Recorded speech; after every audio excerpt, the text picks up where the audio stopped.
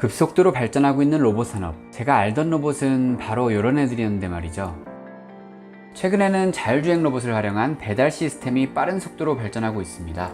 내가 주문한 물건을 이렇게 귀여운 로봇이 가져오기도 하고 약간은 섬뜩한 로봇이 찾아오기도 합니다. 코로나19로 촉발된 언택트 비대면 배달 수요 급증으로 인해 유통업체들은 로봇을 통한 물류 시스템에 대규모 투자를 진행 중인데요. 교통 인프라가 부족한 곳에서 배달이 자유롭다는 장점 때문에 비행 드론이 물류의 대안으로 떠올랐고, 비행 드론에 이어 육로를 이용하는 자율주행 배달 로봇들의 움직임이 활발해지고 있습니다. 오늘은 샤오미 로봇 청소기처럼 왠지 모르게 기특한 자율주행 배달 로봇들을 소개해볼까 합니다. 첫 번째 로봇은 스타쉽 테크놀로지스의 드로이드입니다. 스타쉽 테크놀로지스는 스카이프의 창업 멤버인 아티 헤인라가 설립한 로봇 제작 업체로 미국 대학들을 중심으로 사업을 확장해 나가며 자율주행 로봇을 통한 음식 배달 사업을 펼치고 있습니다. 로봇의 이름은 드로이드.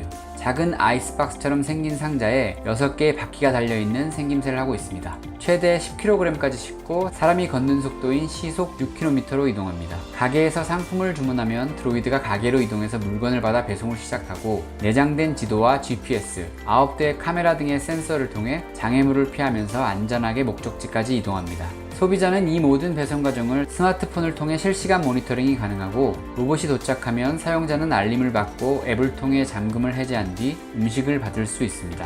또 스타쉽은 메르세데스 벤츠와 협력해 배달 로봇들을 싣고 이동하는 차량인 스타쉽 밴을 만들었는데요. 벤츠의 밴을 모선으로 이용해 택배 차량처럼 차량이 로봇과 물품을 싣고 이동하여 목적 지점에서 한 번에 여러 대가 출격해 물품을 배송합니다. 밴을 운전한 택배기사님은 이제 출동한 로봇들이 돌아올 때까지 느긋하게 영화 한 편 때리면서 기다릴 수 있겠네요. 다음 로봇은 퀴봇입니다. 퀴봇은 실리콘밸리 로봇 식료품 배달 스타트업 퀴캠퍼스가 만든 배달 로봇으로 이름처럼 가장 작고 귀여운 배달 로봇이 아닐까 싶은데요. 성인 무릎까지 오는 작은 키의 앞면 스크린에는 친근한 이모티콘이 웃고 있습니다. 6대의 카메라와 GPS를 장착한 이 로봇은 사람 걸음보다 느린 시속 2km 속도로 움직입니다. 고객이 앱에 등록된 음식점에서 메뉴를 고르고 배달할 장소를 지도에서 선택하면 퀴봇 출동.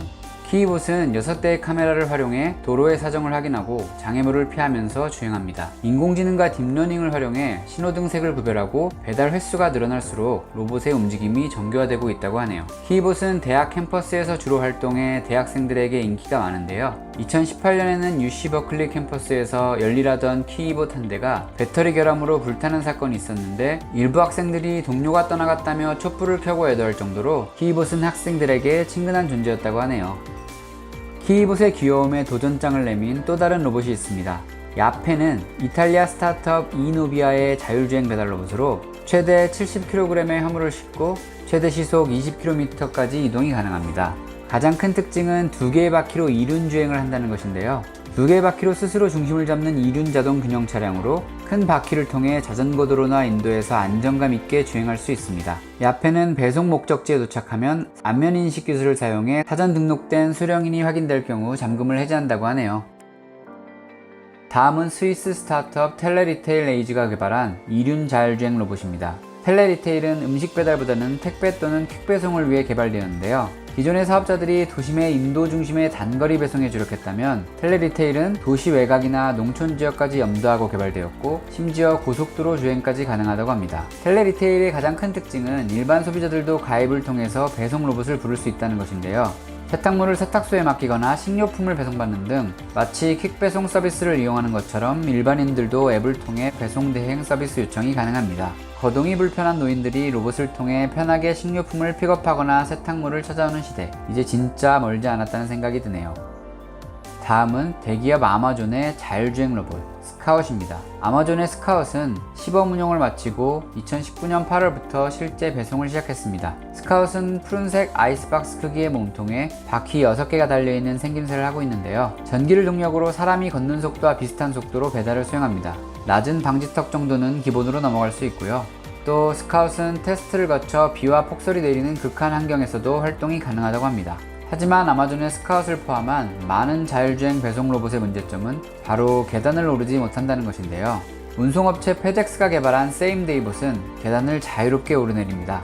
페덱스는 데카 리서치 앤 디벨롭먼트와 손잡고 택배 배달 로봇 세임데이봇을 개발하였는데요. 데카는 계단을 오르는 전동 휠체어를 발명한 회사로 이 전동 휠체어의 기술이 그대로 세임데이봇에 반영되어 있습니다. 바퀴 4개와 보조바퀴 2개로 달리는 세임데이봇은 인공지능을 활용해 장애물을 피하면서 보도, 경사면 계단을 자유롭게 주행하고 최대 속도 시속 16km로 이동이 가능합니다. 세임데이봇은 이름처럼 세임데이, 고객이 주문한 당일 상품을 배달하는 게 이 로봇을 개발한 목표라고 하네요.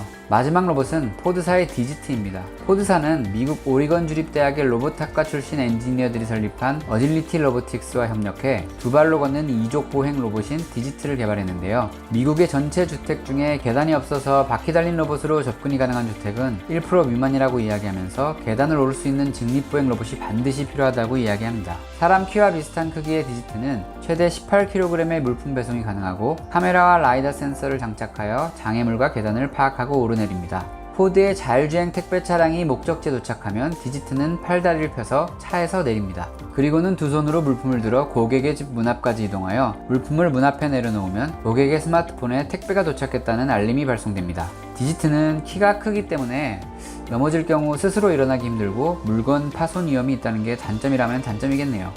로봇들로 인해 산업 전반에서 혁신이 일어나는 중입니다. 우리나라에서는 배달의 민족이 2017년부터 자율주행 로봇을 연구해왔고 로봇 솔루션 기업 로보티즈가 올해 비대면 점심 배달 시범 서비스를 하는 등 우리나라에서도 자율주행 배달 로봇들의 움직임이 점차 커지고 있습니다. 무엇보다 자율주행 배달 로봇은 배송료의 80%를 차지하는 인건비를 획기적으로 줄일 수 있다는 점에서 기업들에게는 새로운 기회가 될 수 있는데요. 배달 로봇들에 의해서 인간의 일자리 다 뺏기는 거 아니야? 라는 우려와는 달리 미국 대학 캠퍼스 안에서는 음식을 배달하는 로봇 도입 후에 아침과 심야 배달까지 활성화가 되면서 아르바이트 고용이 오히려 늘어난 사례가 있다고 합니다.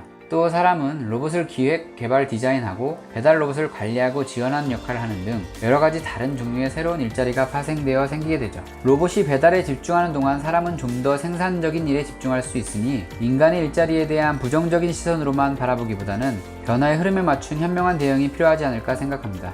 코로나19로 인해 10년은 앞당겨졌다고 이야기되는 인간과 로봇이 함께 살아갈 융합사회. 미래에는 차량으로 운행되다 로봇으로 변신해서 문 앞에서 물건을 전달해주는 변신 배달 로봇도 만나보게 될 수 있지 않을까요? 앞으로 드론과 로봇들이 바꾸게 될 배달 문화의 변신이 기대가 됩니다.